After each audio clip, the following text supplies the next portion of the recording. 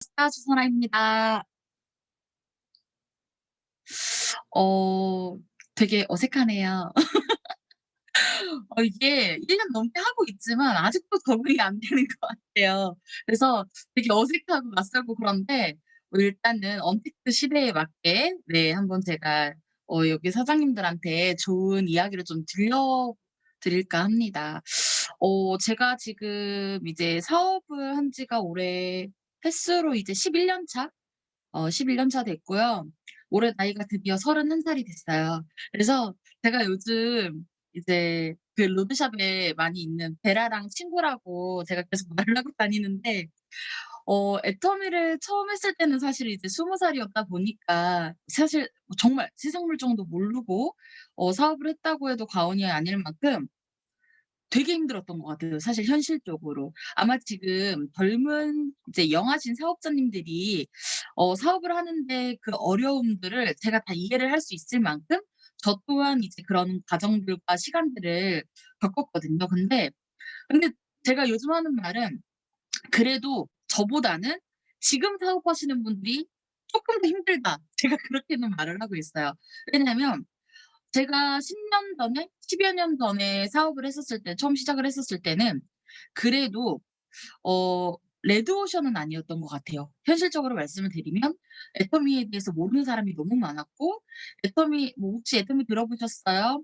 뭐 제품 써 보시겠어요?"라고 10 명에게 질문을 하면 10 명이 다 "노"라고 대답을 할 정도로 정말 블루오션 중에 블루오션이었거든요.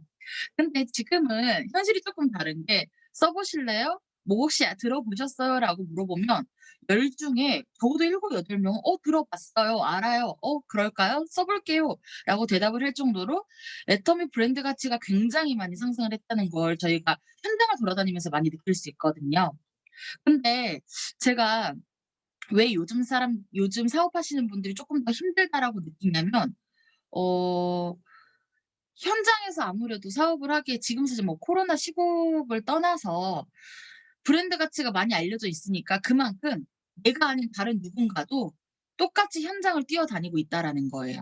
근데 이런 상황에 내가 남들과 똑같이 일을 해서 남들과 똑같은 시간을 일을 해서는 절대 애터미에서 남들보다 더 빨리 성공을 할 수는 없다라는 거죠. 그래서 제가 요즘 항상 저희 파트너 사장님들한테도 드리는 말씀이 뭐냐면 "남들보다 더 해라. 남들이 100을 일하면 나는 110을 일하고 남들이 200을 일하면 난 220을 일해라. 적어도 남들보다 10%는 더 노력을 해야 된다. 그래야지 나는 그나마 평균치에 들어갈 수 있다."라고 제가 항상 말씀을 드리거든요. 저희가 처음 이제 뭐 신정임 총장님도 마찬가지로 저희가 초창기 10여 년 전에 사업을 시작했을 때는 되게 순수하고 맑은 영혼처럼 아무것도 모르고 그냥 막 현장을 열심히 제품만 들고 뛰어다니면 다 된다라고 사실 생각을 했어요. 근데 요즘은 아니에요. 소비자들이 우리보다 더 똑똑하고 지능적으로 훨씬 더 업그레이드가 되어 있기 때문에 우리가 현장에서 정말 그 소비자들보다도 뒤처지게 된다면 절대 그 소비자들을 내 고객으로 만들 수가 없다라는 거죠. 왜냐? 고객들이 나한테 제품을 요청을 했고 "이 제품에 대한 메리트가 뭐가 있냐?"라고 질문을 했었을 때 그 답을 시원시원하게 해줄 수가 없다라고 하면 그 소비자는 내 소비자가 될 확률이 그만큼 프로테이지율이 쭉쭉쭉쭉쭉 떨어지는 거예요. 내가 알면 알수록 내 소비자는 그만큼 더 많이 누적해 나갈 수 있다라는 거죠. 결국 네트워크라는 사업 자체는 인프라가 거의 저는 다라고 생각을 하거든요. 왜냐하면 고객이 많이 확보가 되어 있어야 그만큼 매출이 상승세를 보일 수 있는데 고객이 없는 상황에서는 매출이 절대 늘어날 수가 없어요. 그래서 저는 이제 약간 그런 부분들을 되게 중요하게 생각을 했던 사람 중에 하나거든요. 근데 제가 이제 10년 넘게 사업을 해 오다 보니까 요즘 사실 쪼끔 저 스스로가 슬럼프가 빠졌어요. 무슨 슬럼프가 있냐면 아니 세미나를 가고 싶은데 세미나를 못 가잖아요. 왜냐면 나도 또 하나의 사람이고 사업자이기 때문에 저도 세미나를 가야 에너지를 받고 회장님 얼굴을 직접 페이스 오브 페이스로 만나야지 이 열정이 나도 계속 생기는데 회장님을 못 본 지가 1 년이 넘어 가지고 이제는 저도 가물가물해요. '실물이 어땠더라?' 이러면서 맨날 영상으로만 보니까 되게 보고 싶기도 하고 뵙고 싶기도 하고 엊그저께 이제 신장임 총장님이랑 통화를 하면서 "선생님 보고 싶어요." 제가 계속 그랬거든요. 안 만나뵌 지가 1 년이 넘다 보니까 너무 보고 싶고 할 말도 많고 이러다 보니까 사실 요즘 이런 언택트 시대에는 어쩔 수 없는 상황이라는 게 제 생각에도 딱 이제 알고는 있지만 그게 현실적으로 아직도 받아들이기에는 너무나 먼 그런 상황이더라고요. 그래서 사실 제가 왜 이런 말씀들을 드리냐면 애터미가 어떻게 보면 이 언택트 시대에 가장 좋은 저는 사업이라고 생각을 했거든요. 이유가 뭐냐면 어 이 네트워크라는 것 자체가 우리가 시대의 흐름을 되게 잘 타야 된다라고 말을 하고 있어요. 근데 이 시대의 흐름을 제대로 타지 못한 사람들은 성공을 할 확률이 굉장히 많이 희박해져요. 왜냐면 처음에 초창기 때만 하더라도 "네트워크? 아니야." 하면서서 막 손을 벌벌벌벌 떨 만큼 고개를 절레절레 흔들 만큼 누구나가 하는 사업이 아니라 누구나가 하기 싫어하는 그런 꺼려하는 사업이었거든요. 근데 요즘은 어때요? 네트워크라고 말을 하면 그래? 그거 되게 좋은 생각인 것 같아. 나도 한번 해 볼까? 마땅한 아이템을 찾지 못했을 뿐인데 나도 항상 생각은 하고 있었어." 이런 분들이 사실 굉장히 많다는 거예요. 그렇기 때문에 이런 시대의 흐름에 맞춰서 이 애터미 사업을 하는 데 있어서 내가 되게 이 속도만 잘 유지해서 페이스를 잘 찾아서 사업만 한다면 훨씬 더 나은 삶을 살 수 있다라고 저는 말씀을 드릴 수가 있을 것 같아요. 왜냐면 일단 네트워크라는 거 특징 자체가 좋은 제품을 싸게 파는 거거든요. 내가 중간에 유통의 마진을 없애서 정말 회사와 그리고 소비자 간에 중간에 그 역할을 해 주는 브릿지, 다리 역할을 해 주는 그런 사람들을 사실 사업자라고 많이들 말을 하잖아요. 그럴 만큼 정말 요즘은 인터넷으로 정말 스마트 스토어가 되게 활발하게 강세를 이루고 있는 상황에서 우리도 그거에 맞춰서 시대의 흐름에 정말 걸맞게 그렇게 계속 속도를 맞춰서 나가고 있는데 요즘 많은 사업자분들이 그걸 힘들어하시더라고요. 그래도 애터미는 네트워크이고 다단계인데 누군가를 만나서 얼굴을 봐야지만 가입을 시킬 수 있고 매출을 올릴 수가 있어요. 근데 스마트 스토어는 그냥 인터넷에서 고객들이 아무나 불특정 다수가 검색만 하면 내가 원하는 제품을 검색만 하면 그냥 손쉽게 살 수 있기 때문에 뭐 어떻게 보면 "훨씬 더 나은 것 같다. 그게 훨씬 더 쉬운 것 같다."라고 말씀들을 하시지만 현실적으로 아니에요. 왜냐면 저희 남편이 스마트 스토어 사업을 하고 있거든요. 그래서 제가 저희 남편이 이제 옆에서 하는 걸 보면요. 정말 힘들어 보여요. 이유가 뭐였냐면 우리는 회사에서 다 열심히 정말 최고의 퀄리티와 최고의 제품을 만들어 주셔 가지고 그 제품을 회사에서 다 마케팅도 만들어 놓은 상태에서 고객들한테 홍보하는 역할만 하잖아요. 그래서 그 홍보하는 역할로 홍보비로 뭐 후원 수당과 직급 수당 이런 수당들을 저희가 받고 있는데 저희 남편이 스마트 스토어 사업을 하는 걸 보니까 하나부터 열까지 제품의 성분이 뭐 들어가 있는지부터 본인 스스로가 다 준비를 하고 다 따져 보고 제품의 원가, 단가 이걸 또 계산을 해서 나에게 순마진은 얼마나 떨어져야 될지 그리고 이건 택배비로 얼마를 나가야 될지 이런 모든 것들을 개인 사업자다 보니까 할 일이 너무 많더라는 거죠. 근데 그런 과정들을 다 없앤 게 네트워크잖아요, 어떻게 보면. 회사에서 전반적으로 모든 마케팅을 다 책임져 주고 있고 우리는 중간에 정말 고객과 회사를 연결해 주는 브릿지 역할만 하면 된다는 거예요. 근데 그런 그런 사업을 이렇게 쉬운 사업조차도 너무너무 어렵다고 너무너무 힘들다고 나는 죽어도 못 하겠다고 하시는 그런 안타까우신 분들을 위해서 제가 오늘 좀 이것저것 좀 말씀을 해 드릴까 해요. 저는 사실 이 애텀이라는 회사 자체가 처음에 만났었을 때 되게 '비전이 있다.'라고 느꼈던 점이 뭐가 있었냐면 아직 아무도 모른다였어요. 아는 사람이 극히 드물다. 왜냐면 제 주변에 100 사람한테 애터미를 알렸는데 100 명이 다 모르더라고요. 아는 사람이 한 명도 없었어요. 그게 저는 애터미 비전이었거든요, 초창기 때 시작했었을 때. 근데 이 애터미의 비전은 사실 지금도 많은 분들이 느끼기에 뭐가 있냐면 요즘은 다 타 라인에 가입을 했다가 뭐 유지가 안 돼서 그러니까 고객들이 스스로 고객 유지가 안 돼서 탈퇴되는 경우가 되게 강제 탈퇴되는 경우가 많잖아요. 그런 고객들을 도토리 줍기라고 저희는 많이 표현들을 해요, 리더님들이. 왜냐, 도토리 줍듯이 다람쥐가 도토리 줍듯이 우리는 다람쥐가 돼서 바닥에 떨어진 도토리들을 열심히 주우러 다니는 거예요. 그런 근데 그런 분들을 더 가입하기도 쉽고 제품을 전달하기도 쉬운 이유가 뭐냐면 이미 한 번 가입을 해 봤고 이미 한 번 제품을 써 봤기 때문에 애터미에 대한 브랜드에 대한 그런 부정적인 생각이라든가 고지식 고지식한 부분이 없다라는 거죠. 한 번 인식이 되어 있기 때문에 '아, 이 회사의 제품은 좋고 싸다. 좋고 너무너무 저렴하다. 그리고 퀄리티가 일단 되게 우수하다.' 이거를 스스로가 너무 많이 알고 계세요. 그런 고객들을 우리는 되게 편안하게 도토리 줍기 하듯이 되게 뒤에 야산에 가면 도토리들 뭐든 되게 많이 떨어져 있잖아요. 그거 되게 쉽게 줍듯이 그냥 탁탁탁 줍고 다니기만 하면 되는데 그런 것들을 생각을 하지 않고 정말 아무것도 없는 황무지에 가 가지고 도토리를 찾으려고 하니 그 도토리가 보이긴 하는 거죠. 절대 보이지 않아요. 그렇기 때문에 정말 내 주변에 애터미 제품을 한 번이라도 써 봤던 사람 또는 정말 우연찮게 어쩔 수 없이 뭐 예를 들면 어떤 고객 A라는 고객을 가입시켰던 사업자가 애터미 사업을 뭐 안 하게 되면서 어떻게 뭐 이제 중단을 하게 되면서 관리가 안 돼서 탈퇴되는 경우가 있었어요. 근데 그 A라는 고객을 다른 사업자가 형제 라인의 다른 사업자가 우연치 않게 만나게 돼서 "아, 나 제품을 쓰고 싶은데 예전에 나를 가입시켰던 사업자가 연결이 안 된대. 연락이 안 돼서 제품을 못 쓴다.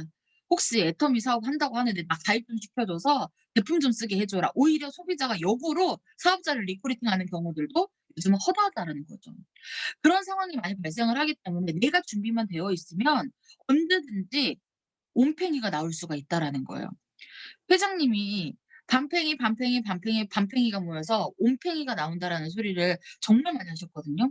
근데 제가 그 말에 되게 공감을 했던 이유 중에 하나가 뭐냐면 제 좌우에 이제 로얄 마스터님 각각 두 분이 계세요. 좌측에 두 분, 우측에 두 분 계시는데 이 로얄 마스터님들을 처음에 만났을 때 저도 밤팽이 다 밤팽이였어요. 아무것도 모르고 다 밤팽이였어요. 근데 어느 날 정말 뛰어난 리더가 한 명 딱 나오니까요. 그 온팽이 리더 하나로 인해서 어마어마하게 성장을 했단 말이에요. 그렇게 되듯이 내가 준비만 항상 하고 있으면 언제든지 나와 함께 할 수 있는 리더들이 나온다라는 거죠. 근데 내가 준비가 되어 있지 않으면 결코 나오지 않는다라는 거예요. 저는 처음에 애터미 수업 시작했었을 때 아무것도 모르고 아무것도 할 줄 아는 게 없다 보니까 형제 라인에 가 가지고 되게 많이 배웠던 것 같아요. 왜냐면 네트워크 경험이 있으신 분들 또는 그때 그 상황에 되게 열심히 사업을 하시면서 성장을 되게 빠른 속도로 나아가시던 분들, 그런 분들 옆에서 "어떻게 하면 돼요? 제가 고객을 만났는데 이런 이런 문제가 있었어요. 그럼 그때는 뭐 국장님은 어떻게 하셨어요? 본부장님은 어떻게 하셨어요?" 이렇게 여쭤보면서 정말 많이 도움을 받았던 것 같아요. 그래서 진짜 저는 대심압력의 오히려 수혜자라고 말씀을 드릴 만큼 진짜 형제 라인 리더님들한테 도움을 많이 받은 케이스였거든요. 왜냐면 나이가 어리다 보니까 일단 세상 물정을 몰랐고 사람을 어떻게 상대하느냐의 그 기술과 테크닉이 되게 많이 부족했어요. 그러다 보니까 그거는 어떻게 보면 내가 현장에서 직접 부딪히면서 배워야지만 습득할 수 있는 건데 간접 경험으로 미리 습득하고 미리 배우다 보니까 현장에서 사업을 할 때 누군가 소비자들이 나한테 컴플레인을 걸더라도 그거에 대한 대처 능력이 훨씬 더 빨랐던 것 같아요. 그러다 보니까 내 고객을 늦추지 않았어요. 저는 그게 가장 중요했다라고 생각을 했거든요. 그래서 저는 이 애터미의 어쨌든 비전을 보셨다라고 하면 내가 현장에서 어떻게 활동할 수 있는지는 사실 리더님들이 스폰서님들이 다 아마 정말 세세하게 다 알려주실 거예요. 근데 그 세세하게 알려주시는 거에서 절대 끝날 게 아니라 내가 그걸 현장에서 어떻게 접목을 시킬지 그 액션이 더 중요하다라는 거죠, 액션이. 내가 비전만 알고 뭐 회사도 좋아. 애텀이라는 회사가 너무너무 좋다는 걸 알고 있고 내가 느끼고 있고 비전을 봤어요. 근데 그것보다 더 중요한 건 아는 거에서 끝나는 게 아니라 그걸 현장에서 내가 정말 접목할 수 있는 액션을 취해야 된다는 거죠. 그 액션이 취해지지 않으면 절대 사업이라는 거 자체가 저는 그렇게 생각을 하거든요. 이제 그 고 정주영 회장님 아세요 혹시 현대? 그 정주영 회장님이 유명한 그 어록이 하나 있어요. 뭔지 아세요 혹시? "해 보기는 해 봤어?" 네. "해 보기는 해 봤어?" "해 보기는 해 보고 된다 안 된다 말해." 이 어록이 있어요. 근데 제가 그 책을 이제 저희 파트너 사장님들한테 한 번씩 선물을 해요, 편지를 써서. 애터미 사업뿐만 아니라 어떤 사업을 하더라도 반드시 시련은 오게 되어 있습니다. 그러나 그 시련은 결코 실패가 아닙니다. 시련은 있지만 사장님에게 절대 실패란 없을 겁니다.'라는 제가 편지를 문구를 써서 항상 책을 선물을 합니다. 근데 그 문구를 본 파트너들이 펑펑 울어요. 이유가 뭐냐면 본인들의 마음을 알아주는 것 같아요. 현장에서 일을 하는데 얼마나 많은 시련이 있는지 그 시련을 겪어본 사람은 어떻게 보면 그 시련을 알 수 있잖아요, 어떤 것들인지. 근데 그 마음을 다 위로해 주는 것 같아요. 그래서 그동안 자기가 상처받았던 걸 알아주는 사람이 한 사람은 있는 것 같아서 그게 너무 감사하고 고맙고 그래서 눈물이 그렇게 난다라고 하시더라고요. 근데 제가 왜 이런 말을 하냐면 진짜 그만큼 현장에서 일을 하다 보면 이 액션을 내가 어떻게 하느냐에 따라서 그 결과값이 너무나도 많이 달라진다는 거예요. 내가 하는 액션은 결국 내가 애터미 성장을 하는 데 있어서 성공을 하는 데 있어서 데이터 값으로 다 나타낼 수가 있거든요. 제가 애터미 처음 시작했었을 때 단기, 중기, 장기 목표를 세웠었어요. 단기는 1 년, 중기는 뭐 이제 3 년에서 5 년, 장기는 10년 플랜이었어요. 그래서 제 목표가 뭐였냐면 처음에는 뭐 "10년 안에 반드시 임페리얼을 가겠다. 난 10년 안에 임페리얼을 가서 반드시 나는 이제 애터미에서 떠나겠다." 정말 이 포부가 되게 컸어요. 소셜미디어 시작했었을 때. 근데 그런 목표를 세우다 보니까 적어도 80% 이상은 달성률이 생기더라는 거예요. 그렇기 때문에 목표를 잡고 실천을 하는 사람과 그냥 막연하게 일만 하는 사람은 너무나도 달라요. 저는 애터미 초창기 때 시작했었을 때 '그래. 내가 반드시 내가 오늘 시작했었으니까 만 1년 후에는 반드시 판매사를 매번 정말 오토로 유지를 해야겠다. 오토 판매사를 달성을 해야겠다.' 이 목표가 정말 투철했어요. 왜냐면 제가 미용을 원래 했었었는데 미용에서 받는 월급이 한 달에 100만 원도 안 됐었거든요, 그때 당시에 시급으로. 100만 원도 안 됐다 보니까 애터미에서 오토 판매사를 유지를 하면 한 달에 200만 원을 벌 수가 있는 거예요. 이게 얼마나 꿀 같은 직업이에요. 너무너무 행복하잖아요. 내가 그 개고생을 안 해도 되고 손님 비위 안 맞춰도 되고 얼마나 좋아요. 염색약 만져서 뭐 이렇게 뭐 파마약 뭐 이런 거 만져 갖고 또 샴푸 추운 겨울에 손님 머리 샴푸하고 나면 손이 샴푸도 모르고 막 그런 일을 안 해도 되니까 너무 행복했던 거예요. 그래서 목표가 '나는 반드시 1년 안에 오토 판매사가 유지가 돼서 월 200만 원을 벌어야겠다.' 근데 그 200만 원을 벌기 위가 사실 제일 힘들었던 것 같아요 저는. 정말 처절하게 일했어요. 눈이 오나 비가 오나. 근데 전 되게 좋았던 게 뭐냐면 일단은 처음에 시작했었을 때 차가 없었어요 제가. 차가 없었거든요. 저희 엄마가 그래도 사업을 하면 이제 기동력이 있어야지 훨씬 더 사업하기가 쉬워지기 때문에 엄마가 뭐 "중고차라도 한 대 조그마한 거 경차라도 한 대 사 줄게." 이러셨는데 제 생각에 어떤 생각이 있었냐면 엄마가 차를 사 주는 것까진 좋아요. 근데 중요한 게 내가 판매사라는 직급이 유지가 되지 않으면 적어도 한 달에 월 200만 원을 벌어야 되는데 그 돈을 벌지 않으면 그 차를 운용하는 운용 능력이 없기 때문에 다 저희 엄마의 짐인 거예요. 저 자체가 저희 엄마의 짐이 되는 거예요. 그래서 그게 싫어 가지고 "아니 엄마 내가 판매사 유지해서 내가 버는 돈으로 내가 차 살게."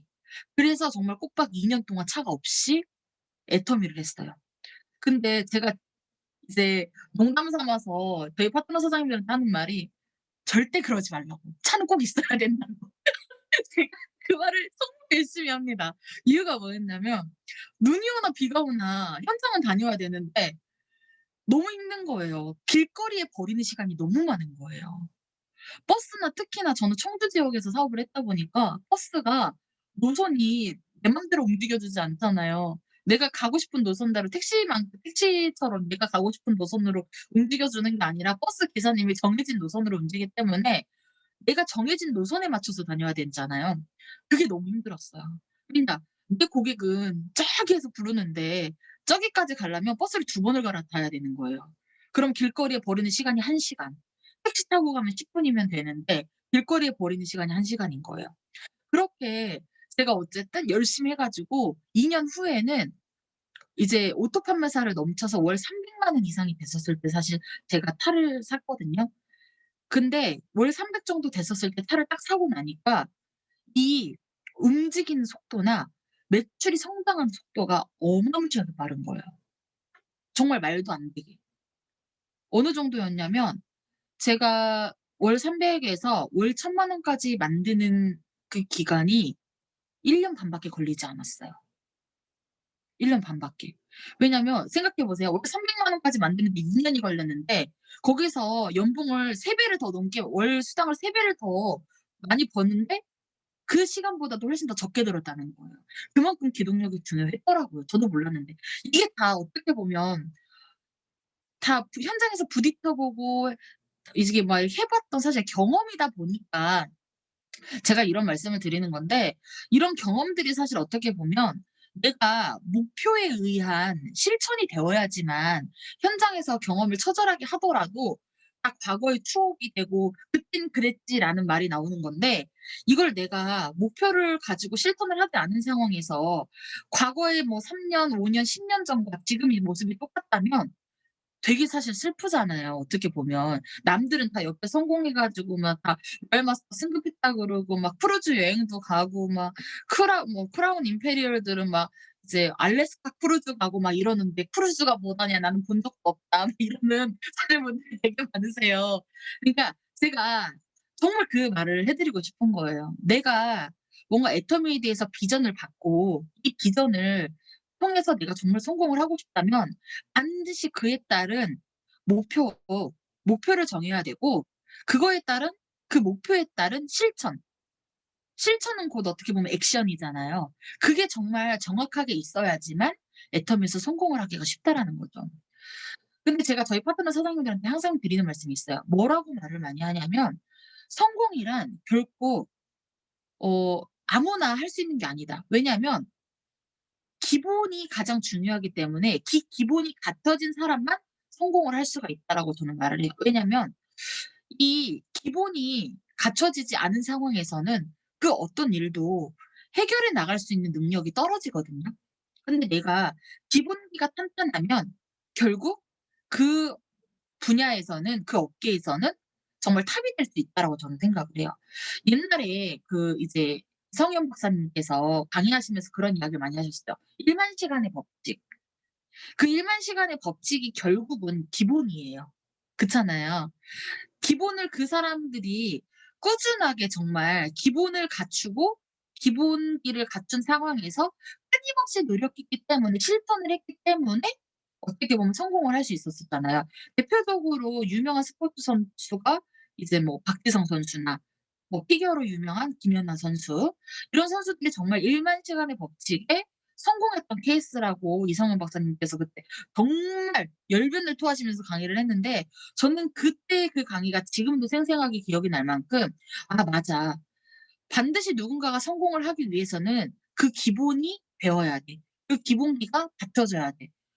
이 생각을 사실 되게 많이 했던 것 같아요. 그렇다 보니까 제가 저희 파트너 선생님들한테도 그런 말을 해요. "그 기본이 갖춰지기 위해서는 가장 중요한 건 내가 애터미를 쉽게 생각해야 된다. 애터미 일을 현장에서 하는 걸 쉽게 생각을 해야 되고, 또 이 애터미 일을 재미있게 느껴야 된다. 재미있게 느껴야지만 이 일이 또 그만큼 쉬워지는 거다. 그리고 쉽게는 생각하고 재미는 있지만 더 중요한 건 이 애텀이라는 사업 자체를 얼마만큼 깊이 있게 들여다보고 생각을 하느냐. 그것도 너무 중요하다. 그래서 이런 것들이 갖춰지면 결국은 내가 현장에서 그걸 적용을 하고 그 적용이 된 것이 결국은 나의 성공의 변화를 이끈다. 제가 이 말을 되게 많이 했거든요. 근데 파트너 선생님들이 정말 공감을 많이 하셨어요. 왜냐면 제가 항상 그 말을 했거든요. 내가 진짜 오너의 입장에서 생각을 해야 된다. 내가 오너라고 생각을 하고 현장을 뛰어야 된다.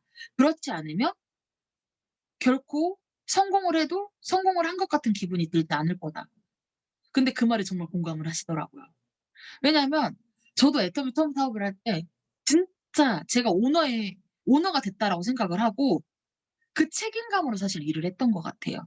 내가 현장에서 파트너들과 함께 뛰지 않으면 내 파트너들이 다 굶어 죽는 거예요. 진짜 책임감으로 뛰었어요. 그래서 진짜 남모르게 눈물도 많이 흘렸어요. 왜냐?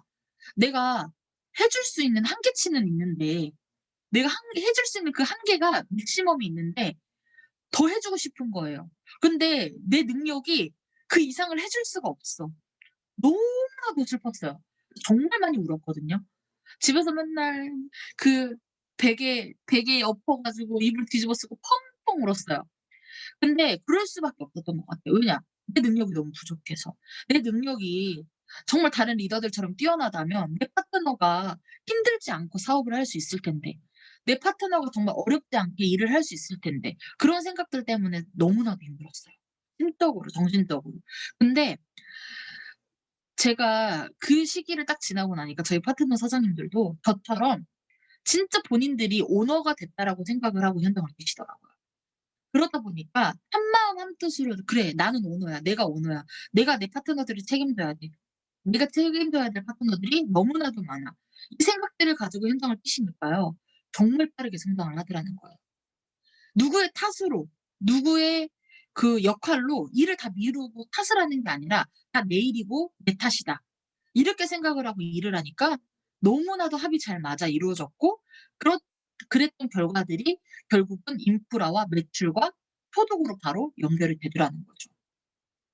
그래서 제가 애터미 사업을 할 때 저희 파트너들한테 그런 말 진짜 많이 해요. "못 먹어도 고다. 무조건 해야 된다. 못 먹어도 고다." 내가 무엇인가의 목적을 정해 놓고 목표를 정해 놨으면 이게 일단은 "내가 해 보자. 해 보기나 해 보고 안 된다, 된다."라고 말을 하자. 왜냐? 그게 되지 않으면 결국은 내가 뭔가 되게 끝까지 만들어서 뭔가를 하려면 오히려 그 일이 더 힘들 수 있다. 그렇기 때문에 내가 뭔가 목적을 세우고 목표를 세웠다라고 하면 반드시 그거를 지키기 위해서 뛰어야 된다라고 제가 정말 많이 말을 했던 것 같아요. 그래서 반복 연습을 되게 많이 해라라고 저는 말을 했거든요. 저희 파트너 사장님들한테 "유지 못할 직급 가지도 말아라." 제가 맨날 욕을 해요. 저희 파트너 사장님들한테 딱 욕을 했어요. 왜냐면 초창기 때는 그냥 아마 여기 사장님들 다 느끼실 거예요. 내 파트너 금지 오ገብ이잖아요. 어떻게 보면 저도 이제 결혼을 해서 딸 아이를 하나 키우고 있는 엄마 입장이지만 내 새끼보다 내 파트너를 더 애지중지 키웠던 것 같아요. 정말로. 왜냐면 이게 잡으면 뽀사질까 불면 날아갈까 정말 그 마음으로 우쭈쭈쭈쭈 이거를 진짜 되게 많이 했던 것 같아요. 근데 결코 그런다고 해서 그 파트너가 내 옆에 남아 있는 거 아니거든요 100%. 어차피 떠날 사람은 떠나고 남을 사람은 남아요. 본인의 의지이고 본인의 뜻이에요. 그렇기 때문에 정말 제가 저희 파트너들한테도 하는 말이 어 내가 뭔가 목표를 세워 두고 그 목표를 도달하기 위해서는 반드시 반복 연습을 하라라고 말씀을 드렸어요. 반복 연습이 반드시 필요하다. 왜냐? 이 반복 연습이 되어지지 않으면 내가 쪼금 더 한 발 한 발 나아갈 때 그 큰 일을 도모하기 위해서는 반드시 그 반복 연습이 필요한데 그게 되지 않으면 그 큰 일을 도모할 때 너무나도 버겁고 힘들다. 그렇기 때문에 반드시 그 반복 연습을 해야 된다. 제가 그런 말들을 되게 많이 했어요. 그러면서도 또 했던 말이 극한 상황에 사람이 내몰렸을 때 그것을 극복을 하게 되면 반드시 그 사람은 성공을 할 수밖에 없다. 회장님 그 말 되게 많이 하셨다. 벼랑 끝에 내몰린 그 사람의 그 마음, 간절함, 절실함. 그게 정말 중요한 것 같아요. 저도 어떤 생각을 했었냐면 처음에 이제 미용을 하다가 애터미를 시작했었을 때 어 제가 그 분야로 다시 돌아가지 않기 위해서 가위며 메이크업 박스며 다 버렸어요. 그 재료값만 해도 한 돈 1,000만 원 가까이 됐을 거예요. 근데 그거를 제가 주저하지 않고 다 버렸어요. 이유가 뭐였냐면 내가 그거를 남겨 놓으면 여지가 남아져 있는 거잖아요. 내가 애터미에서 뭐 쪼끔만 일이 안 될 것 같으면 다시 돌아갈 수 있는 거예요. 근데 그게 없으면 다시 돌아갈 수가 없어요. 그래서 저는 다 팔았어요, 집 기류를. 다 정리를 하고 정말 '맨땅에 헤딩한다.'라는 마음으로 매표맨 사업을 시작을 했던 것 같아요. 그랬기 때문에 그렇게 했던 일들이 간절함이 되어서 벼랑 끝에 나 스스로를 벼랑 끝에 딱 이렇게 앞에다 놓고 일을 했기 때문에 훨씬 더 간절하게 일을 할 수 있지 않았을까라는 생각을 사실 많이 했던 것 같아요. 애터미 사업은 저는 그렇게 생각을 하거든요. 나 자신과의 싸움이 가장 힘들다고. 어 애터미 사업은 진짜 나 자신과의 싸움에서 이겨야 돼요. 그거를 이기지 못한다면 성공할 수가 없어요. 저는 이걸 진짜 단호하게 말씀을 드려요. 내가 나 자신과의 싸움에서 이기지 못한 사람은요, 애터미뿐만 아니라 그 어떤 일을 하더라도요, 결코 성공을 하실 수가 없어요. 지금까지 뭐 전 세계적으로 유명한 되게 성공자들 많잖아요. 그분들이 어 왜 성공을 했을 것 같으세요? 저는 그분들도 스스로가 본인 스스로와의 그 싸움에서 이겼기 때문에 성공할 수 있었다라고 생각을 하거든요. 아마 저는 이렇게도 생각을 해요. 회장님이 애터미를 창립을 하셨을 때 누구보다 힘드셨을 거예요. 그러니까 정말 280만 원짜리 중국 하니발의 전 재산이셨으니까 얼마나 힘드셨을 거예요. 옆에서 누가 도와주는 사람도 없고 진짜 맨땅에 헤딩을 해야 되는 상황이었는데 그런 회장님이 애터미를 창립을 하시면서 지금은 뭐 남들도 다 아는 굴지의 그 대기업 못지않은 그런 프라이드를 가져도 될 만한 회사로 성장을 했잖아요. 그런 회사로 성장을 하기 위해서는 얼마나 많은 어려움이 있으셨을까. 근데 회장님이 성공한 이유가 뭘까? 회장님도 강의를 하시면서 그 말씀을 정말 많이 하셨어요. "나 자신과의 싸움에서 승리를 해야 된다."라는 말 정말 많이 하셨거든요. 제가 그 회장님의 강의를 들으면서 생각을 했던 게 '그래. 무엇보다 내가 내 성공의 실패와 내 성공의 그 과정에서 실패와 성공을 좌지우지하는 거는 결국은 나 자신과의 싸움이구나. 내가 이 나 자신과의 그 싸움에서 이기지 못한다면 나는 과연 애텀에서 성공할 수 있을까? 내가 이거를 나 스스로도 버텨내지 못하고 이겨내지 못했는데 '내가 과연 성공할 수 있을까?' 그런 생각들을 되게 많이 해 보셨으면 좋겠어요. 그래서 나 스스로에게 정말 이 RVD를 많이 하셔야 되는 것 같아요. 멘탈. 멘탈을 되게 많이 잡으려고 노력을 하셔야 돼요. 저는 멘탈을 잡기 위해서 제일 많이 했던 게 우리 인생 시나리오 아시죠? 인생 시나리오를 정말 많이 봤어요. 제 멘탈이 최고 잡아준 그 저점은 인생 시나리오예요. 왜냐? 애터미 처음 시작했었을 때부터 인생 시나리오 작성을 했는데 그때의 인생 시나리오를 들여다보면 지금도 되게 민망하고 창피할 정도로 내용이 기가 막혀요. 정말 기가 막혀요. 저희 파트너 사장님들이 엄청 웃었어요. 왜 그랬냐면 인생 시나리오에 이제 뭐 집 뭐 이제 차 뭐 이런 거 되게 막 다양하잖아요. 근데 집 부분에서 제가 약간 좀 집에 대한 로망이 되게 컸나 봐요, 욕심이. 어땠냐면 제가 그 인생 시나리오를 적게 집 부분을 디테일하게 적게 된 부분이 뭐가 있었냐면 우연치 않게 TV 연애 프로그램을 봤는데 거기서 이제 유명한 여배우가 결혼을 했어요. 근데 남편이 엄청나게 능력 있는 약간 재벌인 거예요. 이 집을 어떻게 해 놓고 사냐면 대지 몇천 평에 집 안에 그러니까 자기 땅이 대지가 몇천 평인데 그 대지 안에 저수지가 있을 만큼 땅이 정말 큰 거예요. 그렇게 한 10,000평 정도 가까이 됐던 걸로 기억하거든요. 근데 집 대지만 하더라도 본태가 따로 있고 별채가 따로 있고 뭐 이렇게 정말 따로따로 뒤에 골프장 있고 막 골프 연습장을 만들어 놓고 할 정도로 그렇게 집이 큰 거예요. 얼마나 부러워요.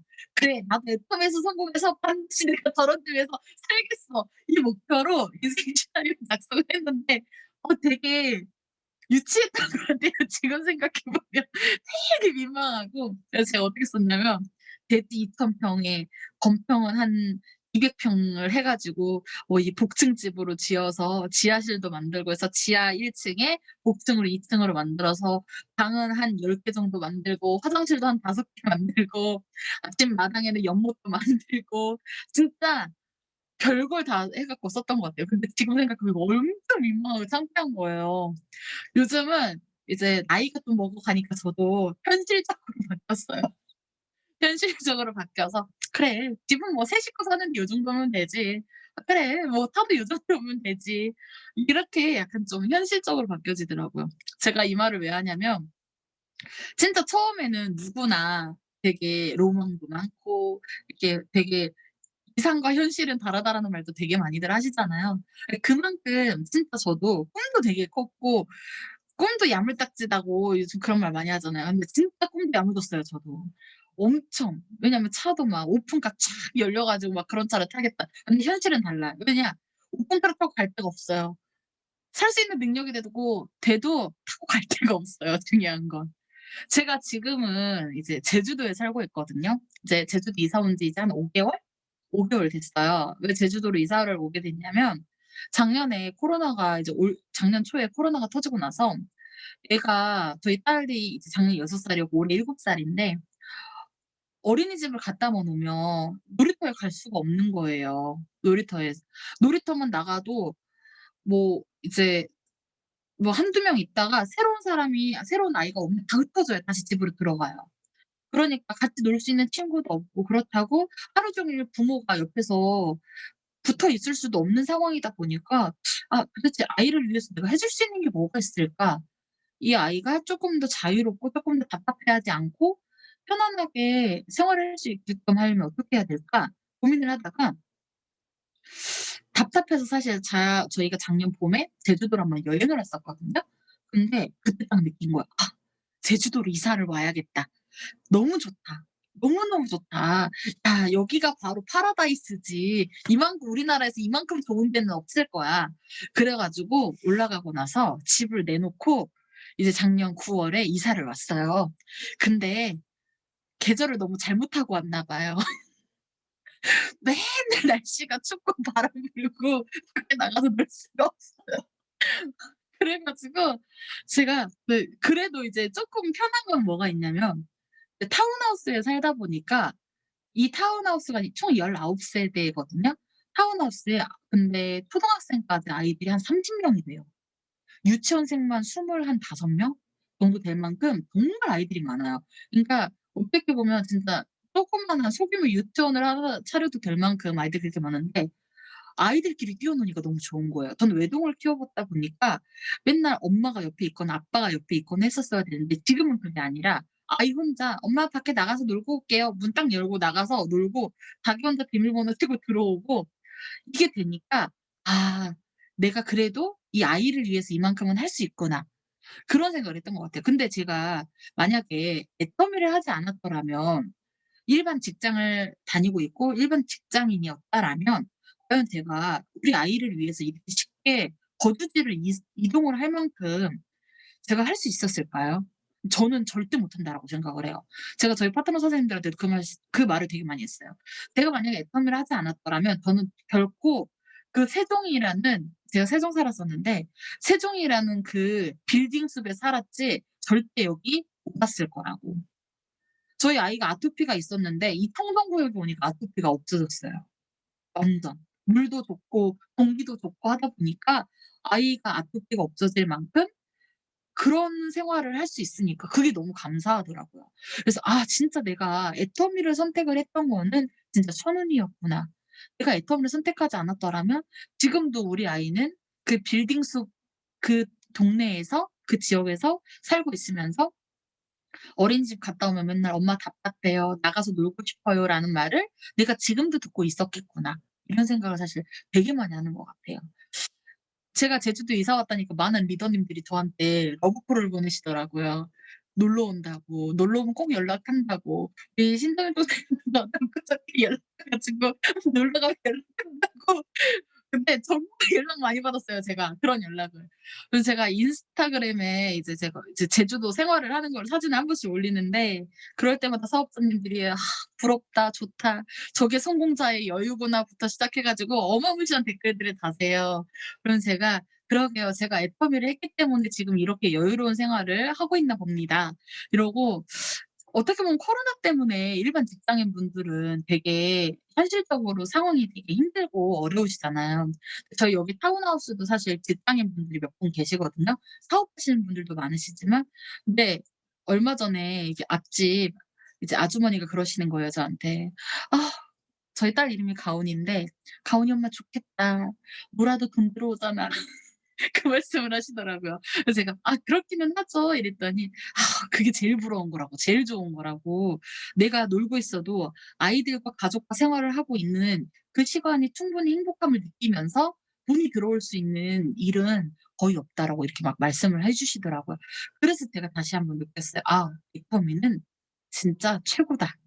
그런 생각을 되게 많이 했고 제가 이 애터미를 하면서 요즘 들었던 생각이 '아 이게 만약에 코로나가 끝나고 나면 얼마나 더 성장을 하고 얼마나 더 많은 사람들이 웃을 수 있을까.' 그걸 되게 생각을 많이 했거든요. 코로나 때문에 다들 힘드시죠? 현장 돌아다니시다 보면 뭐 원래는 뭐 하루에 뭐 10 집, 20 집도 돌아다닐 수 있었는데 지금은 하루에 한 집도 들어가기가 힘들 만큼 되게 상황이 어렵잖아요. 근데 저는 오히려 이때를 이 기회를 이 상황을 진짜 기회라고 생각을 했었으면 좋겠어요. 이걸 기회라고 생각을 해야지만 내가 이 일을 하는 게 쉬워지고 재밌어질 것 같아요. 제가 요즘 저 스스로를 되게 좀 채찍질을 많이 하거든요. 아 내가 게으름이 있지는 않은지 또는 내가 어 어떤 면이 부족한지 이거를 되게 많이 체크를 하는 것 같아요. 근데 제가 요즘 생각을 해 보니까 되게 일을 안 하니까 게을러졌어요. 너무너무 게을러졌어요 제가 느끼는 게. 왜냐면 10년 동안 딱 정해진 시간에 출근을 해야 했고 정해진 시간에 보통 뭐 퇴근은 딱히 정해져 있지 않지만 정해진 시간에 출근을 해서 아침 조회하고 미팅해 주고 점심 먹고 그렇게 하고 나서 오후 미팅해 주고 또 뭐 들릴 때 있으면 들리고 뭐 이렇게 해서 퇴근을 하고 이랬는데 지금은 그냥 하루 종일 집에 있잖아요. 집순이잖아요. 그러니까 이 동네 사람들이 처음에 이제 제가 애터미 하는지 모르고 어우 되게 부럽대요. 엄마가 생활비를 대주냐고 물어보시더라고요. 엄마가 생활비를 대주냐고. 왜냐면 저희 엄마도 이제 제주도에 집을 한 채 얻어 놓으셨는데 왔다 갔다 하시는데 저희 엄마가 이제 제 차는 벤츠고 저희 엄마 차는 이제 에쿠스다 보니까 이제 좀 집안이 잘 사는가 보다 예측을 하잖아요. 그러시면서 "와 아니 엄마가 생활비를 대주냐고. 그래서 이렇게 놀고 먹을 수 있는 거냐고 저한테. 야 되게 부럽다고 막 처음에는 막 그러시더라고요. 근데 나중에는 제가 이제 애터미를 하는 걸 아시고 '아 다 그만할 이유가 있었구나.' 지금은 그렇게 말씀하시는 거예요. 그래서 되게 그런 말들을 많이 듣다 보니까 요즘은 제가 어떤 걸 느끼냐면 애터미 사업을 할 때는 막 총장님 뭐 사장님 이런 칭찬을 많이 듣다가 이게 주택에 사니까 동네 사람들이 저한테 자꾸 "가온이 엄마." 내 애기들이 "아줌마." 이러니까 적응이 안 돼 가지고 제가 적응이 너무 안 돼 가지고 처음에는 되게 호칭에 되게 뭔가 낯선 거예요. 그래 나도 아줌마고 애 엄마인 건 맞는데 직접적으로 그걸 옆에서 들으니까 되게 감이 좀 다르더라고요 느낌이. 그래서 저희 엄마가 어떤 기분으로 평생을 사셨을 30 년을 사셨을지 자꾸 예측이 됐어요. 그러면서 제가 어 이 애터미를 하면서 요즘 진짜 아까 제가 말씀드린 것처럼 저 스스로가 되게 게으르다라고 느꼈던 게 뭐였냐면 출근을 하거나 뭐 이런 게 있었는데 지금 그게 없으니까 정말 늦잠을 많이 자요. 알람을 일단 안 맞춰요. 알람이 생활이었는데 알람이 없어요, 핸드폰에. 그걸 보면서 제가 스스로가 '아 내가 되게 많이 게을러졌구나.' 그리고 저녁에 올빼미족이 됐어요. 저녁에 너무 늦게 자요. 새벽 2 시, 3 시 그때 자서 다음날 막 10 시, 11 시 이렇게 일어나니까 스스로 생활 패턴이 너무 많이 깨지더라고요. 그러면서 딱 느끼는 게 '아 내가 뭔가 좀 그래도 이제 다시 사업자의 마인드로 돌아가서 출근 시간을 정해 놓듯이 알람을 맞춰야겠구나. 와 한 지금 이틀째 해 봤거든요. 너무 힘들어요. 너무 힘들어요. 그냥 올빼미족으로 전향한 지가 1 년이 되다 보니까 잠은 늦게 자는데 아침은 일찍 일어나야 되잖아요. 적응이 안 돼요. 이래서 사람이 진짜 환경의 동물인가 봐요. 내가 게으르면 사람이 게을러지면 한없이 게을러질 수 있다라고 말을 하거든요.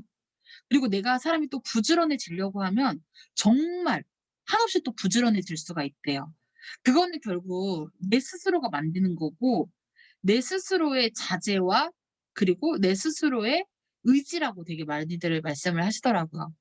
그런 말을 딱 들으면서 저도 요즘 다시 해 보려고 고민을 하고 있는데 제가 그걸 보면서 요즘 저 스스로를 그렇게 대하면서 요즘 이제 최근에 그런 뉴스를 한번 본 적이 있어요. 대한민국의 문맹률이 어 전 세계에서 정말 프로테인질이 낮대요, 비율이. 2%도 안 된대요. 외국에서는 문맹률 그러니까 글을 모르는 사람이 되게 많은데 우리나라 사람은요 대한민국 국민은요 국민 전체의 비율에서 문맹인 사람이 2%도 안 된다고 하더라고요. 되게 어떻게 보면 우수한 국가라고 이렇게 많이들 말씀하시는데 근데 또 중요한 게 또 뭐가 있냐면 문맹률이 엄청 낮은데 메타인지 능력도 전 세계에서 가장 낮대요. 메타인지 능력이 뭔지 아세요? 내 스스로의 뭐가 잘못했고 잘하고 이런 것들 있잖아요. 그걸 메타인지라고 하는데 그 능력 또한 전 세계에서 가장 떨어진다고 하더라고요. 제가 그 말을 딱 보고 나서 '아 그래. 우리나라 사람들이 약간 특징이 그런 거 있잖아요. 뭔가 일이 생기거나 잘못된 게 있으면 내 탓을 하기보다는 남 탓을 해요. 그리고 내가 문제가 있는 거를 잘 인지를 못 해요. 왜냐? 옆에서 "너 이거 문제야. 잘못했어."라고 말을 하면 파이터가 돼요. 싸워요.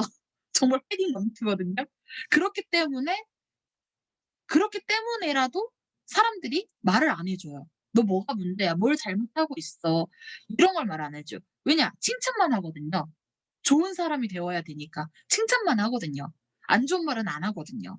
그래서 '우리나라 사람들이 메타인지 능력이 좀 떨어지지 않나?' 그런 생각을 되게 많이 하는 것 같아요. 그랬더니 저희 남편이 요즘 저한테 엄청 지적을 해요. 엄청 지적을 해요. 자기 뭐 좀 게을러진 것 같다는 둥부터 시작해서 자기의 영역은 주방밖에 없다는 둥부터 시작해 가지고 밥만 하고 아무것도 안 한다고 저희 남편 저한테 엄청나게 막 독설을 날려요. 근데 독설을 들어도 할 말이 없는 게 정말 주방 말고는 아무것도 안 해요. 정말로. 남편이 설거지하고 빨래하고 청소하고 다 하거든요. 쓰레기 분리수거에 뭐 쓰레기 버리는 것까지. 그러다 보니까 할 말이 없더라고요, 뭐라고 말을 하더라도. 근데 그것도 또 감사해 하고 있어요, 저 스스로가. '그래 우리 남편이 그렇게 해 주니까 다행이다.' 이렇게 생각을 하면서. 근데 진짜로 이 메타인지 능력이라는 게 아무것도 아닌 것 같지만 되게 중요하다라고 제가 생각이 들었던 게 뭐였냐면 나 스스로의 잘못 그러니까 문제점과 또는 잘하는 점 이거를 정확하게 판단을 하고 있어야지만 알고 있어야지만 내가 이거를 적기적소에 활용을 할 수가 있거든요. 잘하는 거는 부각을 시켜야 되고 잘 못하고 있고 내가 부족한 거는 다른 걸로 보완할 수 있는 거를 고민을 해볼 텐데 그게 되지가 않으니까 사실 일을 하기가 저는 더 어렵다라고 생각이 들었던 것 같아요. 진짜 저희 파트너 선생님들도 그 말씀을 하시더라고요. 생각해 보니까 자기 스스로에게 채찍질을 되게 안 했고 내가 뭐가 잘하고 있는지 뭐가 부족한지를 판단을 하지 못했기 때문에 "넷더밀 사업을 하는 게 쪼끔 더 힘들지 않았나?"라고 말씀을 하시더라고요. 그래서 진짜 이 애터미 사업을 하는 데 있어서 어떻게 보면 저희는 뭐 나 스스로도 되게 중요하지만 저희가 뭐 1인 사업자 뭐 1인 뭐 기업 이렇게들 저희가 많이 말을 하는데 저는 그런 말들보다는 저는 항상 저희 파트너 선생님들한테 그 말을 하거든요. "이 트라이앵글을 기억하셔라."라고 말을 해요. 삼각형. 트라이앵글. 왜 트라이앵글을 자꾸 말씀을 드리냐면 스폰서, 나, 파트너. 부부는 뭐예요? 부부는 일심동체. 일심동체잖아요. 부부는 일심동체. 스폰서나 파트너는 삼위일체예요. 삼위일체. 그 마음으로 사업을 하셔야 돼요. 스폰서는 성공을 이끌어 주는 멘토. 파트너는 성공을 하기 위해 따라오는 멘티. 멘토와 멘티의 역할을 정확하게 알고 사업을 하시면 좋을 것 같아요. 멘토. 내 스폰서는 나의 멘토. 나는 내 파트너의 멘토.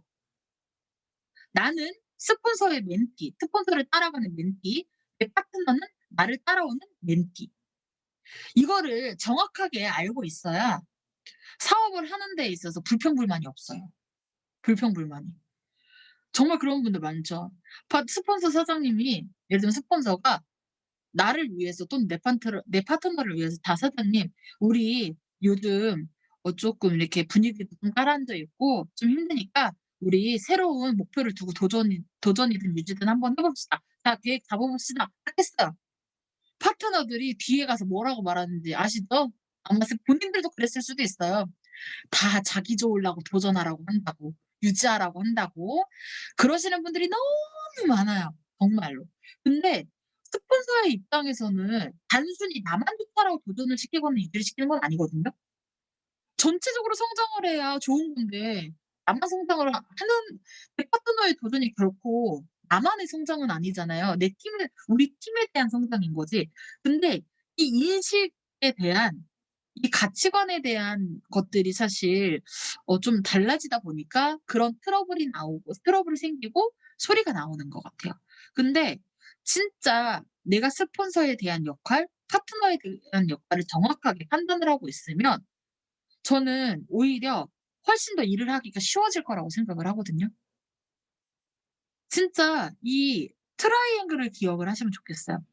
스폰서, 나 파트너. 뺑뺑뺑뺑뺑뺑 계속 돌아가는 구조예요. 어디 하나 튀어나갈 수 없어요. 삼각형 그려 놓고 그 안에서 스폰서, 나 파트너 계속 돌아가요. 그렇기 때문에 이 세 사람이 함께 움직여야지만 성공을 할 수 있다. 성공을 하기가 수월해진다. 이거를 인식을 하고 있으면 될 것 같아요. 그런 부분들을 내 파트너한테도 인식을 시켜줄 필요도 있고 나 스스로가 인지를 할 필요도 있다. 그 말을 꼭 해 드리고 싶었고 그리고 애터미 사업을 하면서 올바른 것을 올바르게 전달을 하는 게 얼마나 중요한지 아마 느끼실 거예요. 내가 아이를 하나 키우고 있어도 아마 이제 여기 여성분들은 거의 80-90% 이상 결혼을 하셨을 텐데 뭐 남성분들도 마찬가지시겠지만 아직 미혼이신 분들을 제외하고는 다 아마 아이가 있으실 거예요, 하나쯤은. 또는 벌써 그 아이가 커서 시집장가를 가신 분들도 계실 거고. 근데 내가 자녀를 하나 키우면서 이 아이를 잘 키우기 위해서 안 좋은 것들을 가르치는 게 아니라 좋은 것들만 가르치려고 하잖아요. 진짜. 그 어버이연의 노래를 보면 진자리 마른 자리 갈아 넣으시며 손발이 닳도록 고생하신다. 그런 가사가 있을 만큼 부모가 자식을 하나 키우는 데 있어서 되게 고생을 많이 하잖아요. 이거 뭐 "이것도 하지 마라. 저것도 하지 마라. 그거 하면 너한테 안 좋다. 너한테는 이게 더 좋을 것 같으니까 이걸 해라." 정말 올바른 것들만 가르치려고 전달을 하는데 자식이 가끔 이제 삐져나가면 딱 혼내잖아요. 그거를 사장님들도 아셨으면 좋겠어요. 내 스폰서가 나한테 자꾸 이렇게 뭔가를 말을 하는 게 물론 뭐 옳을 때도 있고 옳지 않을 때도 있어요. 근데 그래도 '왜 나한테 저렇게 말을 할까?' 한 번쯤은 생각을 해 보는 것도 너무 중요하다는 거죠. 결국 나한테 안 좋은 일을 시키지는 않아요. 나한테 도움이 될 만한 일은 시켜요. 그거를 생각을 잘 해 보셨으면 좋겠어요. 정말. 그리고 내가 있어야 할 곳에 반드시 있고 내가 있지 않아야 할 곳엔 있지 않아야 돼요. 이게 뭔 말이냐면 내가 있어야 할 곳, 우리 파트너들이 항상 참석하는 이제는 오프라인이 세미나 없으니까 그런 줌 미팅을 통한 뭐 화상 채팅이라든가 회의, 뭐 강의 이런 곳에 내 파트너가 들어가 있다면 단 한 사람이라도 들어가 있다면 나도 반드시 참석을 해야 돼요. 그리고 내 파트너가 내 파트너들한테 부끄러운 일을 안 하셨으면 좋겠어요. 있지 않아야 될 곳에 있지 마세요, 절대. 되게 이제 안 좋은 그런 것들이 많다 보니까 제가 이런 부분들을 말씀을 드리는 거고, 진짜 사업을 하다 보면 되게 안 좋은 유혹들이 많아요. 되게 안 좋은 유혹들. "나랑 뭐 술을 마셔 주면 내가 제품을 구매를 해 주겠다." 이런 정말 말도 안 되는 그런 사람들도 많다라고 들었거든요. 그래서 진짜 내가 판단을 잘 하셔야 돼요. 이사 저는 그렇게 생각을 해요. 술을 같이 마셔 줘야지만 제품을 살 것 같은 사람한테는 그냥 팔지 마세요. 그 사람 아니어도 제품 살 사람 많잖아요. 그 사람만 제품을 사 주는 게 아니잖아요. 그렇기 때문에 정말 제가 말씀드린 것처럼 있어야 할 자리에는 반드시 계셔야 되고, 있지 말아야 할 자리에는 절대 있으시면 안 돼요. 그거를 철칙으로 생각을 하셨으면 좋겠어요. 내가 청렴결백하고 깨끗해야 내 파트너들한테 그런 문제가 생기더라도 내가 정말 단호하게 말을 해줄 수 있거든요. 정말 깨끗한 사람이 돼야 돼요. 클린. 정말 클린한 사람이 되어야 돼요, 깨끗한 사람이. 제가 저희 파트너들 옛날에 회식을 했었을 옛날에 코로나 터지기 전에 회식을 하면 절대 술값을 계산 안 하는 걸로 유명했어요.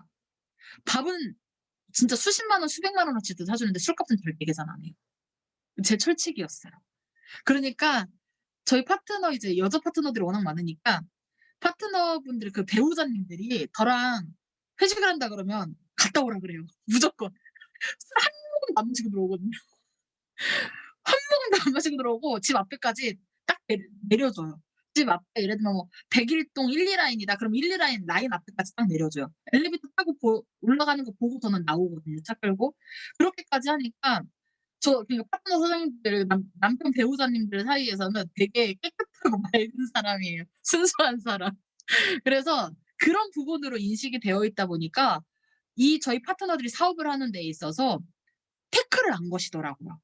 보통 여자들이 나가서 영업을 하거나 사업을 하면 남자분들이 "술 먹고 그냥 남자 만나는 거 아니냐. 회식만 한다 그러면 뭐 술 먹고 오는 거 아니냐. 남자 만나는 거 아니냐." 이런 식으로 되게 말이 많다고 하는데, 전혀 그런 기회를 제공을 하지 않아요.